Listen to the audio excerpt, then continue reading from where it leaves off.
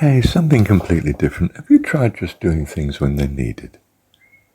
I mean, wash when it's needed, not automatically. Washing the face even though it's perfectly clean. I mean, these habits are very time consuming and absorbing. Eat when you need, not because it's tea time or time for lunch and you must eat. I had my first wife. I mean, we used to have to go home to have lunch. Oh, it's near lunchtime, we'd better go home. I think, oh, for goodness sake, no. Let's stuff in a cheese roll and, carry on enjoying being out. What do I want to go home for? As some ritual? Some people are incredibly ritualistic about life. We think it's to do, it's order and part of the great I am. Tidiness is a nightmare if it's perfect. Goodness. Leave your hat on the chair. I mean, you don't have to go back in and put it away. You don't have to have the desk completely clear of all clutter. It just means you have to get the clutter out again in order to do your work. I mean, too much clutter, certainly. That's a problem. When you need to clear the desk, clear the desk. Don't do it perfectly. If you do anything perfectly, it's going to be at the cost of doing other things. And that's anything but a perfect overall equilibrium. Not good at all. So, simple thing. Do a thing that's needed. But the other rule is, don't do a thing that's not needed. We had a wonderful rule with Essex University when we started it. We don't make rules until they're needed. So the first person, I think I've said this before, the first person who actually copied in an exam got away with it because there's no rule against it. And then we brought in the rule. Now the trouble is, after time, the university gets like any other. It's full of rules that have been made because of various things that caused us to think we better have another rule. We need an equivalent procedure that gets rid of rules that really are redundant or in the way, causing problems. And that's not usually there. And that's the trouble with bureaucracies. They have a good way of initiating rules, procedures, protocols that are very useful, in as far as they're conceived successfully as useful. But we don't have an equivalent momentum and ability to get rid of those that are a handicap to us. And the result is, after a while, the organisation completely seizes up, of course. It not only does not achieve its original objective, it doesn't even achieve survival. And it collapses into obscurity again. And that's the way worldly organisations go, isn't it? Well, am I saying we need, and I didn't know I was coming to this, are we saying we need something from God that's going to rescue us from this dilemma? And what is that? It's a creative openness to the thoughts that come to us, isn't it? Hey, I'm not sure if this rule is really helping us. We're spending a lot of time on security. Is it still needed? Oh, I suppose we don't need the lock on that door because we've got a man working on the gate now anyway. Procedure's different. Do we still need locks on our doors when we've got cameras, after all? Well, you say yes, because the locks slow people down and the cameras simply tell you who broke in, But, we can start to initiate procedures that get rid of some of the redundancy, and not just redundant, but stuff that's now a problem to us and costly and in the way and stopping us moving forward. So, part of that is, don't do things just because you do them. Do them because they're clearly needed. And when they're needed, it'll start to press on you. Think, my goodness, it's time we tidied up the kitchen. How can I cook with all this mess around? It's time I washed up. And of course you may have a general rule which says, I don't leave dirty dishes out when I go out because it gives me a bad start when I get back. I've got to clear up the mess and I might not want to do that. So you try and make some provision for the future, but not so much provision for the future that you deny the present and therefore stop the present building for the future in the right way. but simply lock the present, lock the future into your present, which is crowding out care for the future. That's the wrong way to go. Not sure if I've said that quite right, but what do you think? I'm aware of the repetitive nature in teaching that, we say things like I'm holding forth just now on the imperfections of trying to be a perfectionist. And I've said it before, said it a couple of times over the course of these, 1,200 recordings or so. And is that bad or wrong? Well, yes, if you go into exactly the same detail as if it was some formal lesson. But perhaps if you just have a quick review of it, we know we're not perfectionists, and what the good reason is that there's too much cost in what we can't do, the opportunity cost of what we can't do now in other fields, and it's anything but perfect overall. Having given that explanation briefly again, it's a good review, isn't it? I mean, for instance, what I take as fundamental from the point of view of the spiritual life to achieve, which is to simply thank God, be in the habit of thanking God for at least all the good that you can become aware of in your life, as continually as possible, is absolutely, wonderful, miraculous in its consequences. An absolute blessing. And so, I'm constantly saying that because it dwarfs anything else I'm talking about. Well, I'm maybe overstating this now, but not sure as I am. It really is that important to me, I think. I'm holding that to be most important at the minute, put it that way. And of course, I think for good reason, from my experience, limited though it might be. Hang on, that's just false humility. Let me get to the point. There's some things you're going to repeat very often because they are central and important as you understand it in your life. And so we are a repeat performance so often in some ways. And we try to be brief on the repeat performance where we feel people have heard it and not forgotten it. But where people have forgotten perhaps the importance of something that we hold to be important, we do say it too often, and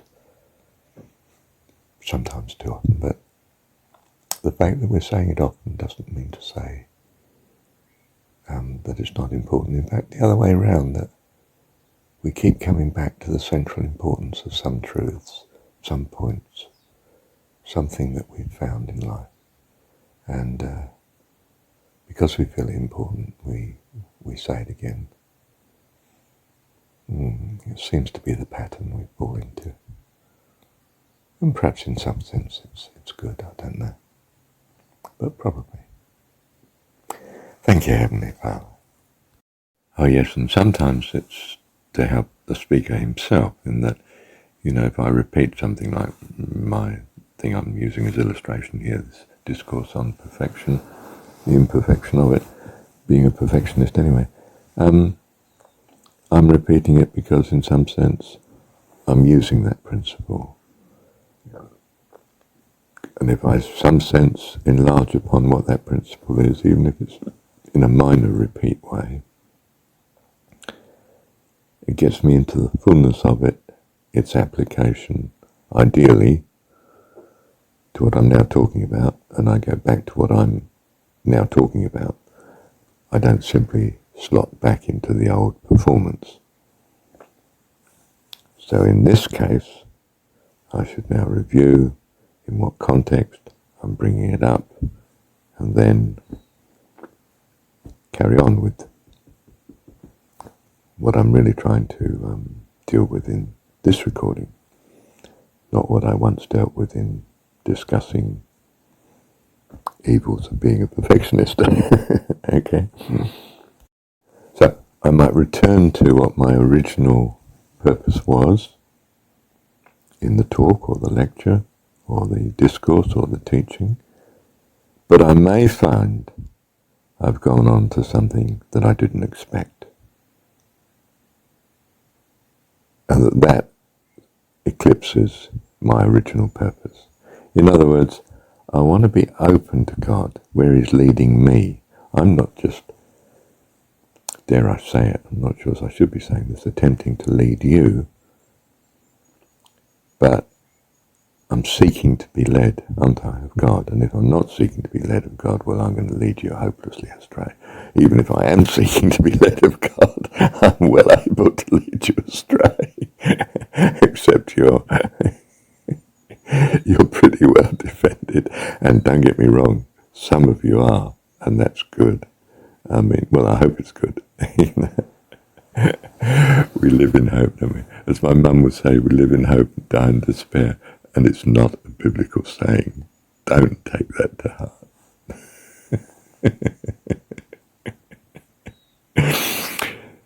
Where was I? Right, well, I've had a quick resume of the last bit of what I said. And interestingly, I hit dead on. I didn't expect to be saying that. And what I didn't expect to be saying was, in particular, attending to we need to be led of God. Now you might think, well, there's nothing original about this. No, that's true. I agree. But what I am just interested in is it came to me at that point and suddenly seemed to be cardinal, which I think it is, isn't it?